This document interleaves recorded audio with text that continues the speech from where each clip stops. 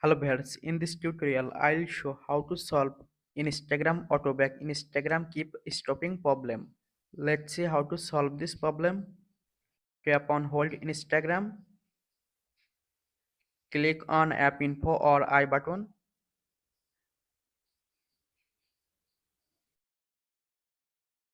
tap on force stop, tap on OK, tap on storage and cache, tap on clear storage, tap on delete. Go to Play Store, click on search bar and search Instagram, update Instagram app, go to Instagram,